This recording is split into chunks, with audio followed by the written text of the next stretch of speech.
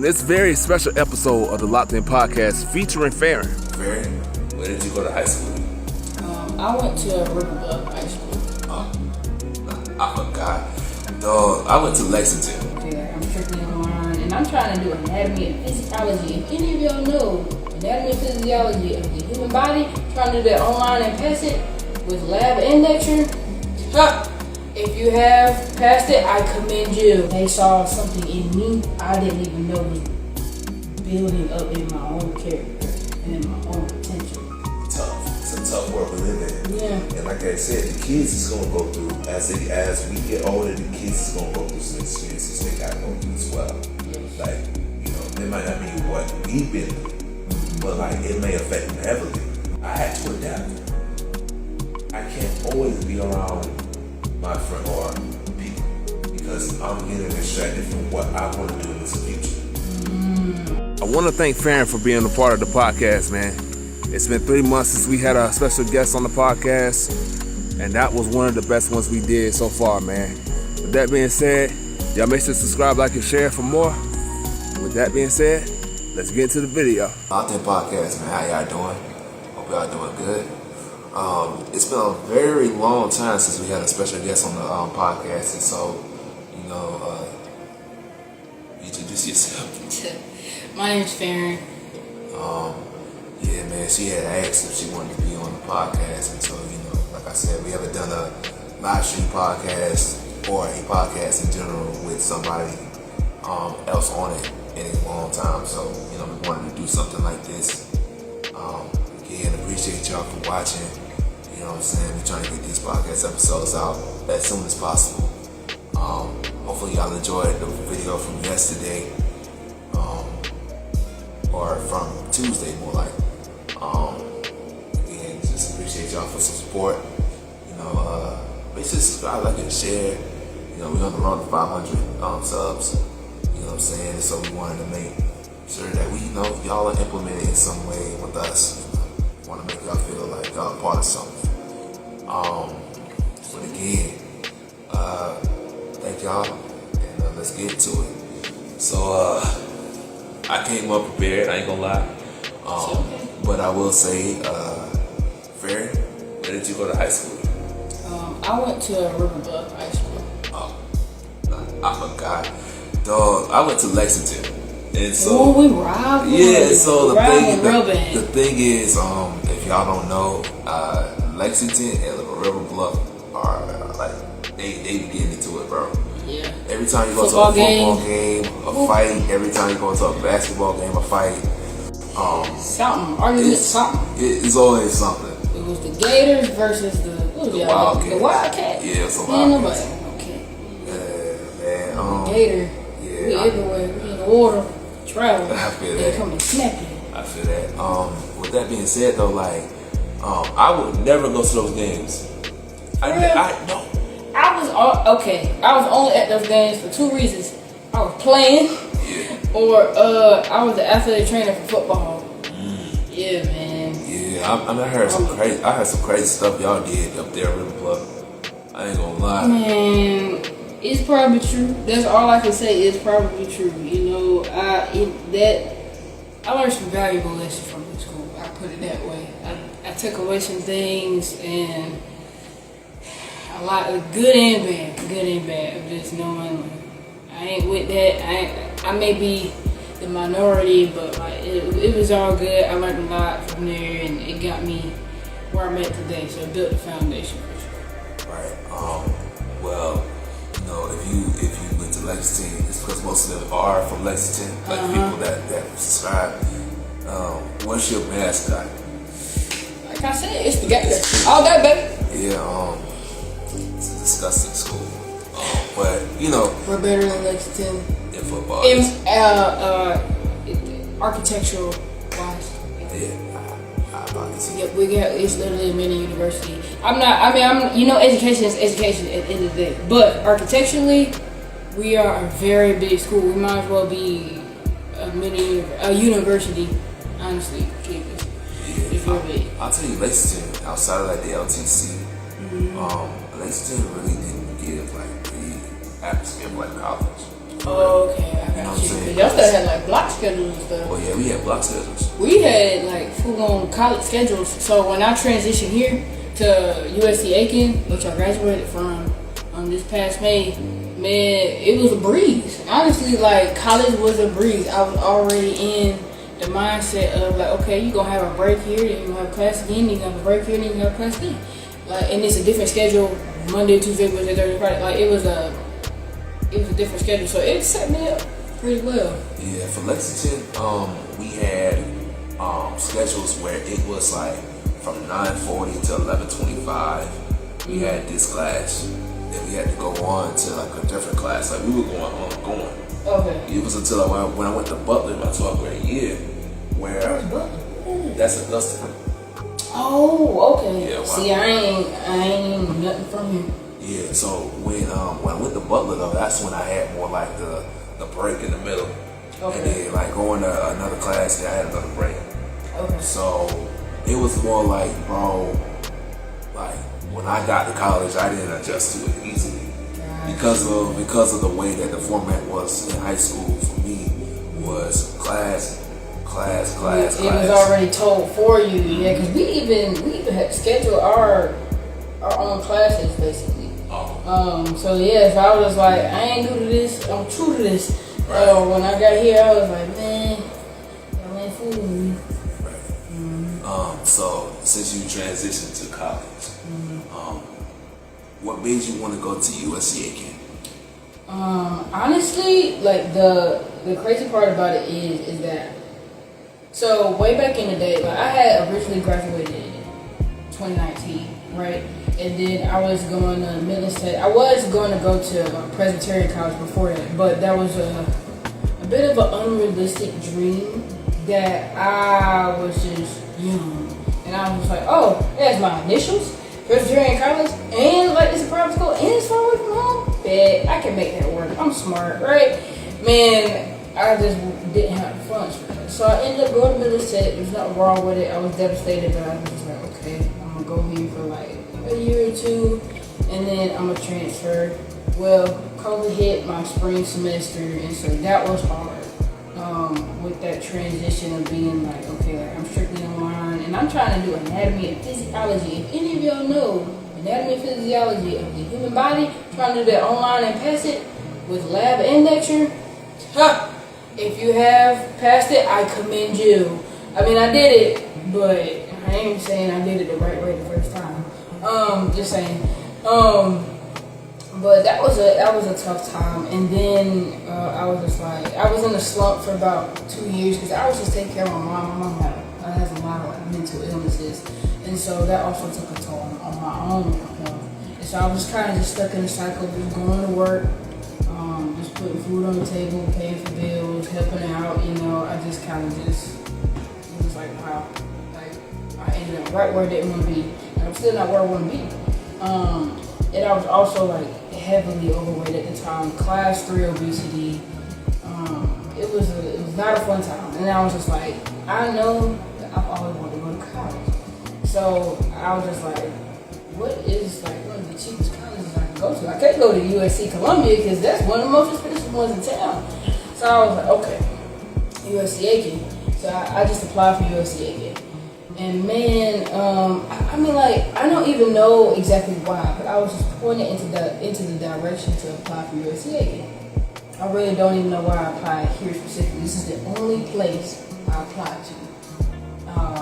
I remember it was like yesterday. It was during November. I had applied here to USC Aiken.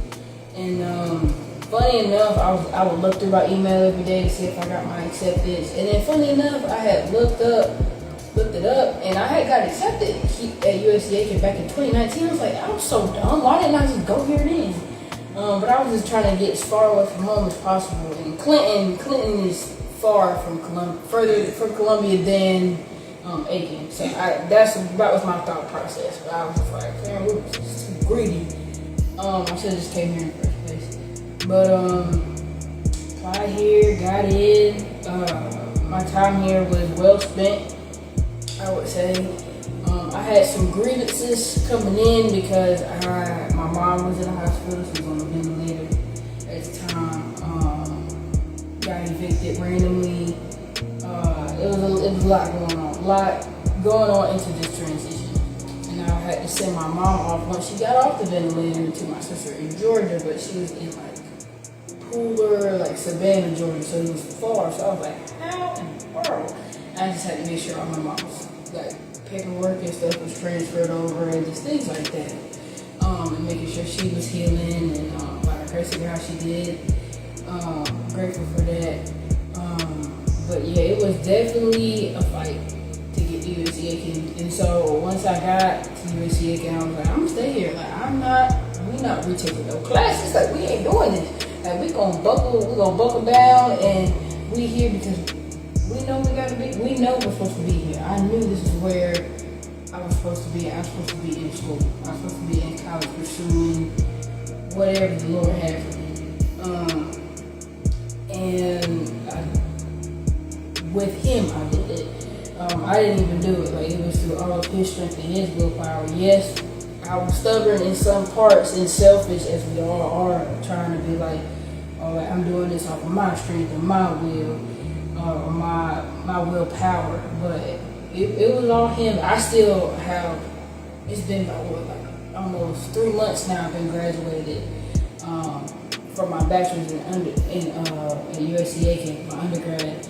And it still don't feel real that I've graduated. It honestly doesn't, because it was such a fight to just be in and to even get to that point, to even being in college and having to basically fend for myself a lot. Like I worked like crazy, and I was involved, and like people just didn't understand like why I had the work ethic that I did, and people couldn't understand to the degree why I had to put in certain amount of hours each week, because I had real life experience before I started coming to college. So I was dealing with college life and real life at the same time.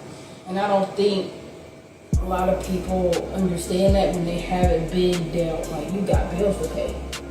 And you in college, like these are real things. This is like car insurance, this is like registrations, this is like taxes, like this is like storage bills. This is hospital bills. So I keep like medical bills. Like people don't understand, and like because not everybody comes from like a real life situation and then coming into college. It's more like, and still like in the age bracket that I was in, like early 20s, and so people are not picking up. They're just like, just have fun. Like why? Like don't work all the time. You overwork yourself. Like yes, I did. I am overly ambitious at this point, so that's my falling point. Is being overly ambitious, and I am at some points. I admit it, but honestly, like just through the grace of God, and just really, especially my last year, my senior year, of just really being more intimate with Him, more than just relying on straight willpower of just getting through. Because I'm not gonna lie, I was just getting through. I was just trying to just power struggle through it. I was like, I done been through struggle before. I work better under pressure. But where is that gonna get you? Hospital. Like it's not gonna get you like as far as you thought, because you got twisted up in this mindset of thinking like, dang, I got here on my own. No, you didn't. You didn't get yourself that job. A higher power stepped in. You didn't get yourself that salary. A higher power stepped in. You didn't even get yourself that undergraduate degree. And sometimes you gotta put yourself in check and be like, this is not my glory, like this is God's glory. And I really have been putting myself in check, and also just being very aware of that, and just being in a surrendering posture, and being in that posture even when things are not going my way. And I ain't gonna lie, some things have not been going my way. But it's okay, because I'm just like, okay, He's just seeing what He can trust me with. And how am I going to react if I get hit with this and that and this and that and the third all at the same time? He's like, okay, like Joe, you still going to trust me if I took everything away? So, to put it in a nutshell, big deal. I ain't going to hold you. It's been a ride. I'm grateful to have graduated, and I can't wait to hear when you graduate. Please let me know. I'll be going to, by the grace of God, we're still there. I got accepted into East Tennessee University, and I got a graduate assistantship there. Mind you, I ain't gonna lie, I thought that graduate assistantship was for white people. Like I thought like major scholarships to go like places out of state and like go to other colleges and like all of that and like just graduate stuff in general. I was like, that ain't for us. That's for them. They are, because they're always the ones talking about it, right? You don't see really like a person of color talking about these things to more elevate your education. Like, and it's always been like that for me, even going to Rivalry High School, which was already predominantly white, and there was not a whole lot of, but I don't know, was that the case for you too at Lexington? Yeah, at Lexington, you would see just about like probably 100 blacks and mostly whites. Yeah, and that's right. And then like it's also like the headspace of like, dang, like I gotta like fight just to get to where they at. That I'm already fighting to be in this classroom because I'm a person of color. Yes, that like it's outlawed to be a certain way, but that don't mean that their behavior can't be different towards you. So you're already seen a certain way, and then Lord forbid you smart, so you have to kind of like outsmart. You feel like you kind of have to outsmart like the smartest white kid, like, or the person that's not of color, or like whatever. Because white kids, they over here try to outsmart Asians. Because the Asians one of the smartest people at school. Like I mean, that's how it was working at my school. It was like the blacks trying to reach up to the whites, and then the whites trying to reach up to where like the Asians and the Indians were. The Indians dominated in business. And DECA dominated. The Indian students that we had dominated. And then we had like one dude who was like Asian, but the Asians would kill it with math. And then like the Caucasians, like the white folks, that they would just have like more like of an upper hand in life, like things in general, finances, the concept of like what is supply and demand, like those things. Like our teachers, like teachers of our color, are not teaching that. It's people who are not of color who are teaching these things to us. So then you're just like, dang, like, huh? Like, so we feel like that is not attainable for us, let alone just be attainable to go to high school.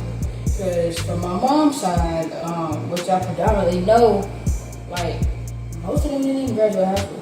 Not let alone my cousins. No, it's only like a handful of us who graduated high school, let alone. So it's just like, dang, like, I don't feel like that's achievable for me. I feel like that's just for a certain color. And I was like, dang, how like little did I think of my own abilities, and also like God's capabilities, that He can do the impossible and that He can make anything happen. So I was just like, well, I'm not going to graduate school. This is it. That's how I came in here. I was like, this is it. I don't want to do no more school. And then something was just like, actually not something. My professors and like my bosses, like at the gym on campus, they saw the potential in me that I didn't see in myself, that was growing. They put me in spaces and in places where I could even elevate and grow more and learn more. And I didn't understand that until like I saw how much it even built my resume. These are people that are non-color. They are not of color. They put me in those spaces and places in order for me to tell my people of color. Like, I felt like I know that I get a lot of mouth about having a good bit of white friends, quote unquote, right? But I'm just like, these people are in places and in spaces that we are not in, and having conversations that we don't hear, that we need to hear, and that we've been left out of for generations. And that's why we still in the places and spaces that we're in, and then the places and spaces that they're in. So I just asked questions, honestly, just asked questions. And also they saw something in me I didn't even know was building up in my own character. and in my own potential. And so they were the ones to encourage me, go to grad school, go to grad school. If you can, please, like anyone can go. They will always tell us and encourage us that. Even though I'm looking around in my classrooms, there's only a handful of black people still, you know? So I'm just like, he ain't talking to me. And he'll be, and my professors and everything will be like, I'm talking to all of you. And I was like, dang. And then my boss was really pushing for me, like, hey, like, thought about grad school, like, come on, like, I'm applying for grad school. I was like, okay. And I've never had that push because I didn't have parental supervision growing up. And so I didn't have anyone to push me. I always had to be the one in my mind to push me of being like, Pharrin, you can do this. So I was like, okay, we'll do this. I mean, it probably won't work, but we're gonna see what happens with it. I'm gonna give it a shot. My application process like started a little late because I was having some health delays just due to like trying to do things on my own willpower, and then things like and stressors just piling up on me. It usually like in the past when I was younger would affect me by like my gut health. Because when you stressed out, like it goes straight to your gut, but the amount the stressor was new. And so that I was also facing, and also I probably like wasn't nutritionally well. I wasn't nutritionally fed how I was supposed to, so I wasn't doing right on my part either. But also I let my stressors build up, and I had accumulated a new stress in life that I had never faced before. And so it took a toll on my heart instead of my gut, and that was I got to a point where I'm like, all right. Lord, like I'm sitting like literally on a gurney, and my heart rate was like in the 200s. I couldn't see. I had the food, granted, but like, and that made it worse. The food made like my heart issues worse to where it had reached 200s, and I couldn't see. Once it hit like 180s, 190s, like I could not see, and I was so scared. And I was trying to be calm, and that just goes to show you like your hormones, like meaning like stress and nutrition, it means a lot. Not just exercising, but just like managing like your nutrition and your own mental health, because that's what I'm going to specialize in when I go to ETSU. Is like showing people that health is not just your physical health. And I want to give that to the impoverished communities that I come from and the rural communities that I come from. And so kids that look like me, or kids that are just in a bad home environment, or even if they're in a good one, they're informed and they know and they can teach their parents. And even grown adults too. I just want to inform everybody of things that we should know. But because we're not in the places and spaces and not educated, we don't know them. So that's what I want to do, and that's how I want to spread it. Hey, OG said amen on that. Hey, thank you, OG. Yeah. I appreciate you. Yeah, cause like that's powerful. You know what I'm saying? Cause everyone, well, I got some things I've been through too, like in podcast notes already, but like. How I was raised as well. You know, at 18, losing a father, and not really having a mother to kind of like just like assist you in a way. Right. You know what I'm saying? A lot of that stuff I had to go into myself. You know, I had a lot of suicide cases, a lot of situations where I felt like I couldn't do it. You know what I'm saying? And so, rolling. Yeah, I think I told you this personally. But rolling was the reason why I came to college. So when I came to college, it was because I tell this story all the time. It's like a do or die situation for me. Where I was at in life, I was about to just like end it all. I was just like, bro, there's no purpose in me being here in this life. Yeah. I feel it. That's where like that kind of hit right there too. So when Roland's mother had called me and told me that, you know, hey, you need to go to college to try to get something out You try to do something in life, bro. I didn't even take it seriously because I'm like, bro, after high school, I'm done. Yeah. I don't want to go to school no more. Absolutely. You know what I'm saying? So, of course, eventually, you know, I thought about it as like, if I stay here in this spot, I might not be here. If I go to college, you know, I don't know where it might lead me, but it'll probably be something for me to benefit off of to take away what was going on where I was at. So, you know, got to college, a lot of trials and tribulations throughout. Working on my trial right now. And like I said, it's just been a blessing to go through this journey. Like I said, I've been more humble about the journey because, like I said, I could complain about a lot of stuff, but like I said, it's built me up to the point where I know, like for me, I'm a communication major. You know what I'm saying? Eventually, I thought about wanting to work with kids and older folks, older people, try to help them with their mentals and their situations and stuff like that, like a counselor. Okay. I thought of things like, you know, podcasting, but I want to be able to, you know, if I'm not doing sports broadcasting, if I'm not doing anything related to sports like journalism and all that, I want to be able to help out somebody that might be in my shoes or might be worse in my shoes.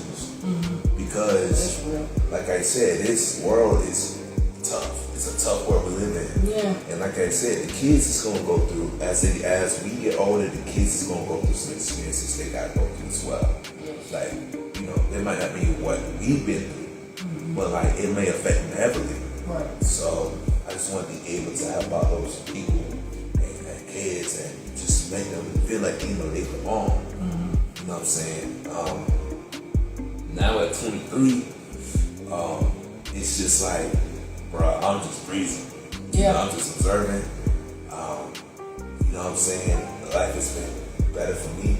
Of course, I got some health stuff going on myself, you know, personally with some things I'm not going to explain, but just know that I'll be all right. Gotcha. But, you know, it's definitely a blessing to look back at the things you was going through in life. And like just be like, well, I never imagined it to be like this. From the situations that I was a part of, and I have exceeded my expectations. Absolutely. Because I bet you didn't even think you was gonna make it 21, did you? Nope. Same here. I didn't think I was gonna make it because, like, as you were saying about children. The thing about children is they're so resilient, right? Like that resilience can only hold up for so long as you grow older. Right. You grow less resilient as you grow older, right? And so then things get harder to bear. Right. Things get harder to carry. And that's why, I feel like that's also why as a child you really are very carefree, right? And so like we do have a need for God, but we're so resilient at that point in our lives, we kind of just don't feel like we need God at that point. Right. And as we get older and as we see like, dang, I'm becoming less resilient the more I get older, so the more I need God.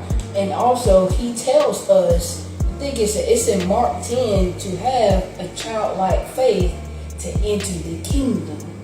You know, and so I was just like, man, like when you were mentioning children and helping out children, which I think is great. And I know your story.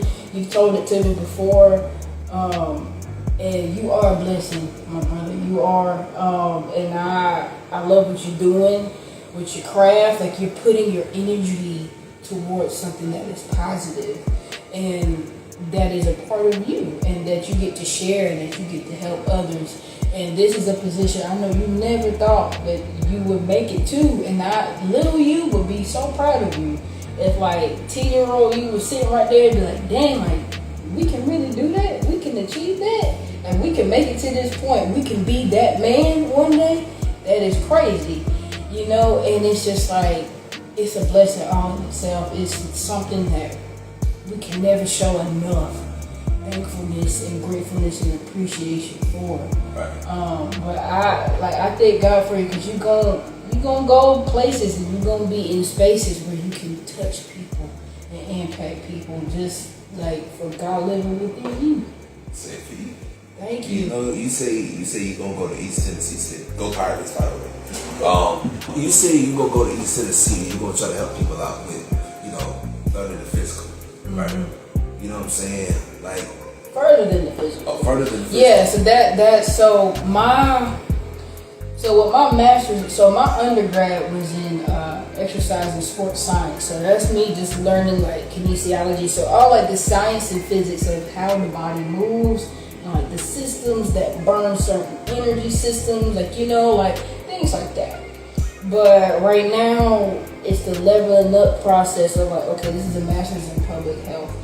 Like, yes, like I will, like probably wherever I go to see masters on the paper, my salary may go up, right? But my thing is the concentration in what I'm going for, and it's health promotion. So that's me promoting and educating people of like, hey, like your health is more than physical. It is mental, it is emotional, it is nutritional. Like it goes further than the surface. That's like just trying to read somebody off of the cover of the book. It's deep. Same thing with your overall health. It's deeper. The environment. You were talking about environment earlier.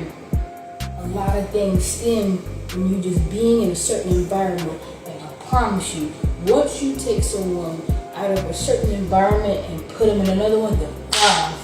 And that's also a part of us growing as a person and God growing us. And that's also a part of walking on faith.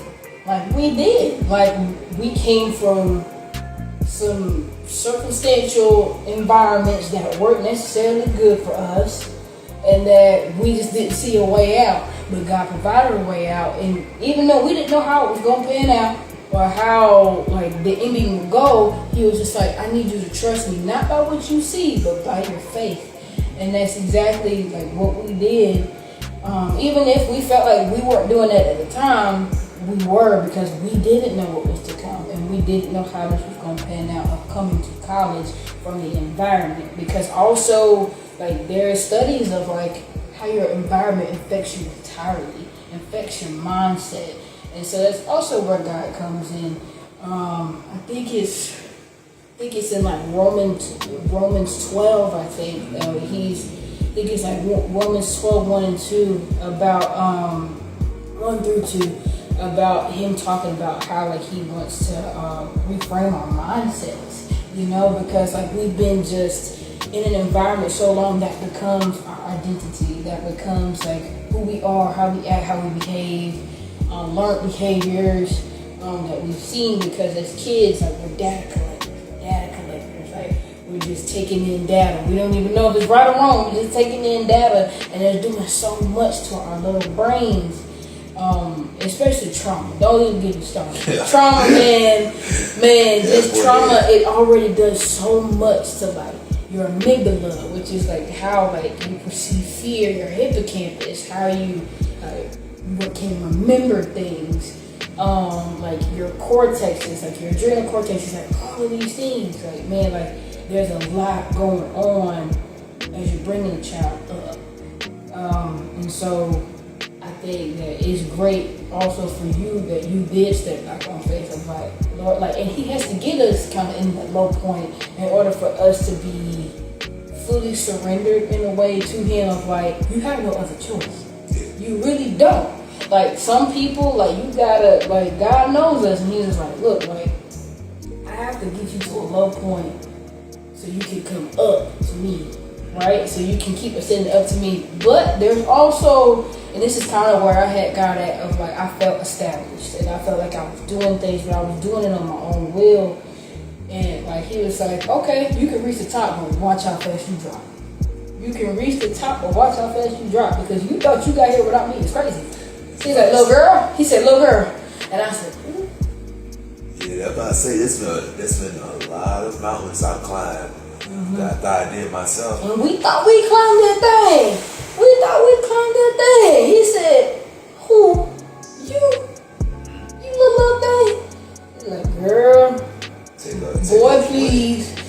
okay, I'll make you rethink that later. It's okay. You go ahead, keep thinking that you just climbed that mountain by yourself.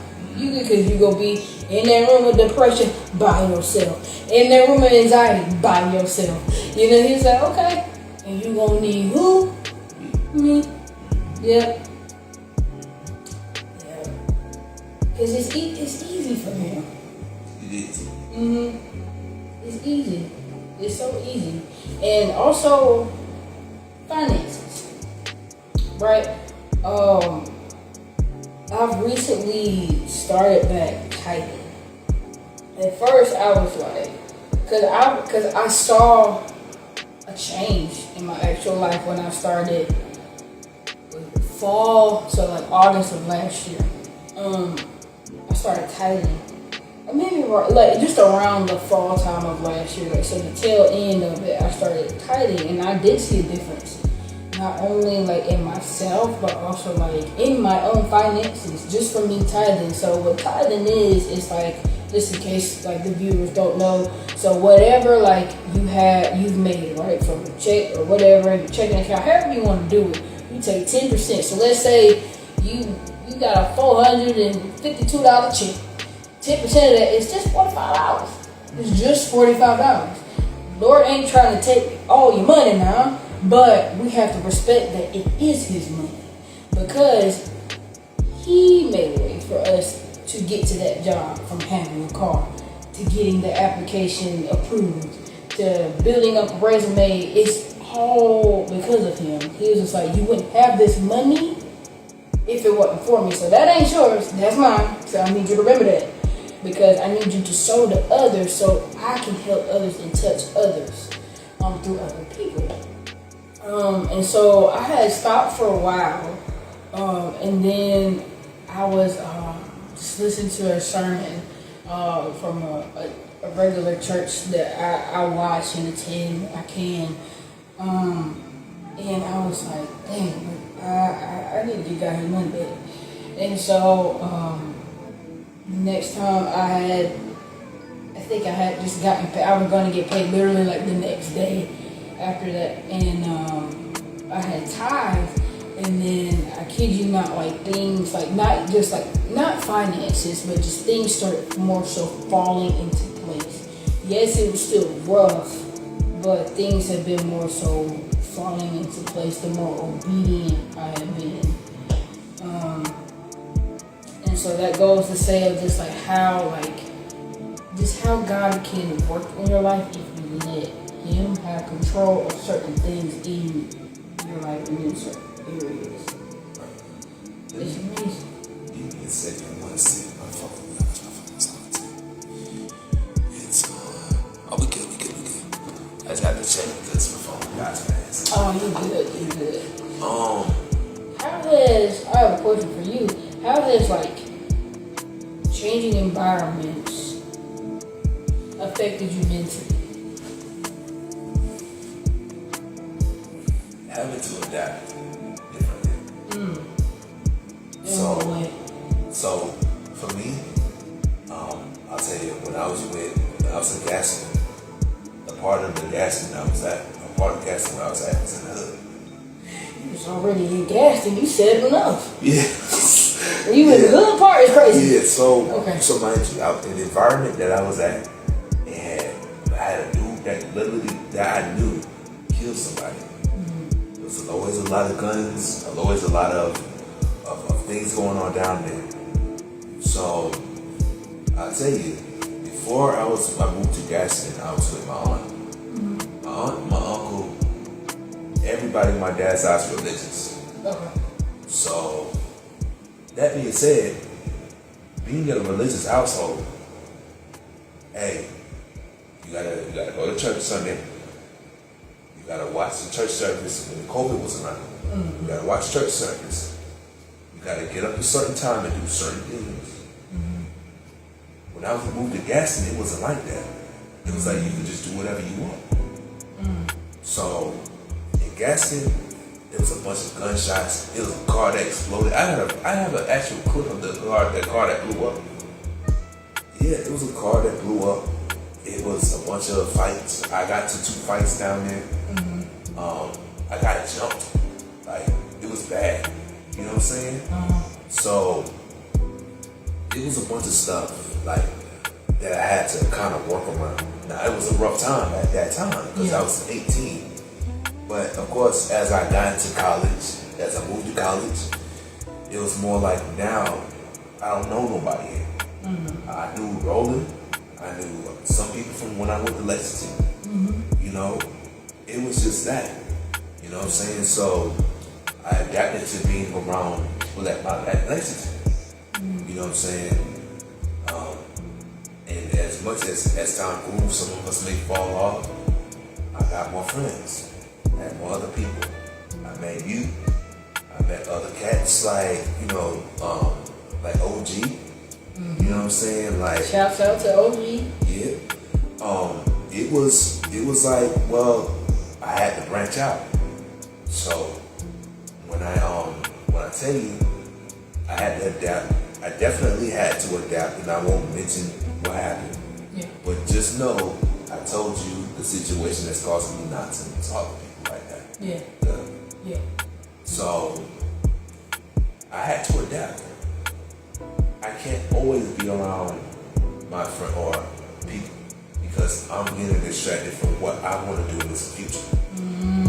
See, you know, if you put your friends first, if you go to college, Yeah. if you put your friends first and you don't put your studies first, then you gonna mess up. Especially if they were dramatic, especially if they were people that was not benefiting you to success, that's not pushing you to be successful. Right. That's Experience it. You're gonna experience it. Like me personally, in high school I was just very well known.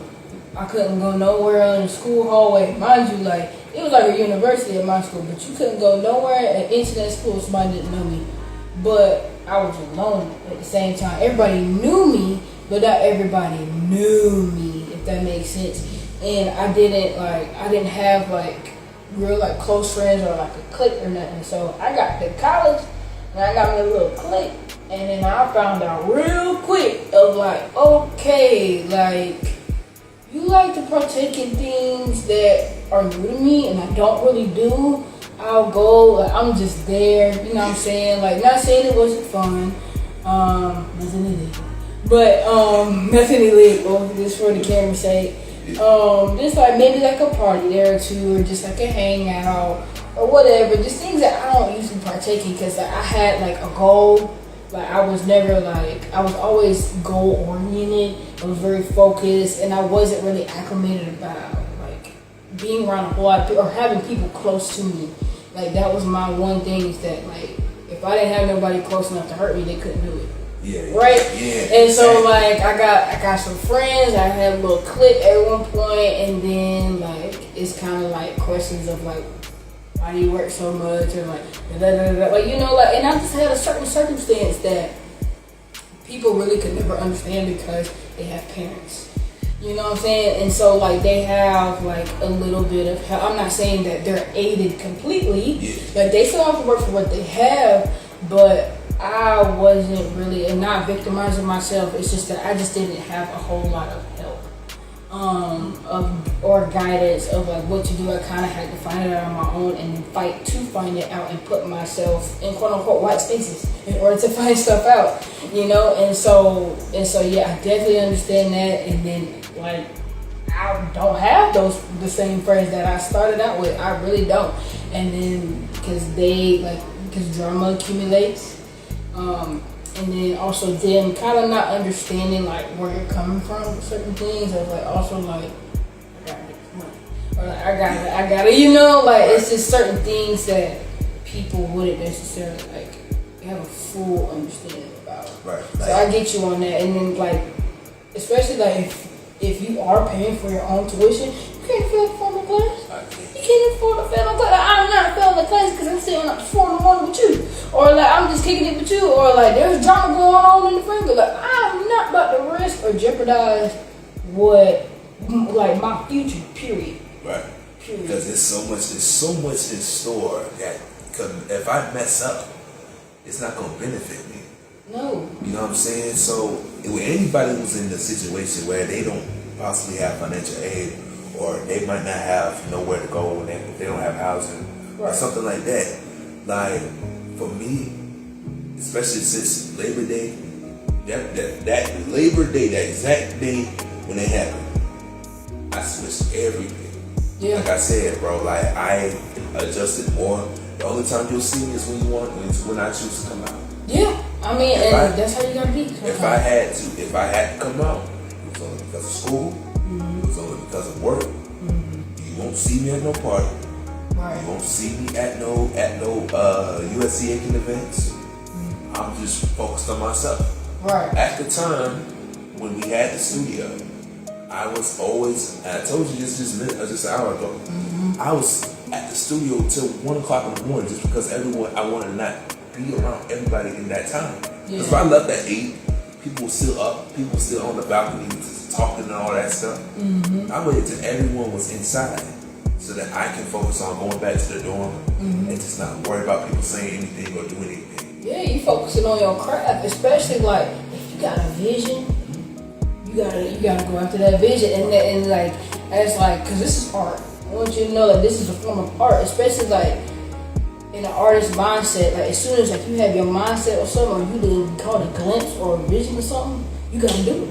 Right. You just gotta do it. You have to produce that. Like it's like being woken up out of your sleep at 3 in the morning. God's trying to tell you something. Write it down. Worship. Do something. It's trying to get you to produce something, to get something out of it. And like if they ain't put food on my table or paying for my tuition, I'm sorry. Like I gotta focus on me and my craft, but also like more important, first and foremost, more importantly, is like where does God wanna God be? Who does He want me to be around? Right. And then like you'll get a feeling of like who He doesn't really want you inside, and it may not be like anything harmful. It's just that person was meant for a season. I tell you, when I tell you, it's hard for people to be seasonal and to know that people are seasonal. It's hard to, for me personally, it's hard to accept some people are seasonal because you're like, dang, like we so cool, we so close, like, da da da da, or we were like this, or we were like that. But sometimes, like God is like, hey, like I had them there for a season. You've outgrown that season, or like you had your purpose in that season. I need you to come over here. I call it a lesson. It's a lesson at that time because like how you said, not everyone's supposed to be there in the season. Oh. You know what I'm saying? Like there's a lot of people that I learned from them. Yeah. You know what I'm saying? The people that may have been there for that season, I always reflect off of what they at least taught me. One thing, if it was a certain particular group that happened, and I'm not going to mention anything serious that happened, but like, if it was a particular group of people that have done, like, robbed something, and they wanted to try to force me to rob, what I learned from them is that you cannot have foolish acts. You can't be foolish. You can't follow someone just because of money. You know, money is power. It's But if you have the skill to go get money, when I can just work a 40-hour shift, you know, be 20 really. But like if I can work a 40-hour shift and get that amount of money still, even though it's probably way more, like it's probably gonna take me some months. I'm just gonna be smart. I'm just gonna do what I can, work. Even if I don't feel like working, I'm gonna get up and go to work, get that money somehow. Cause you doing the devil's work like that, you stealing. Exactly. You come to steal, kill, and destroy. And also, like, I think it's,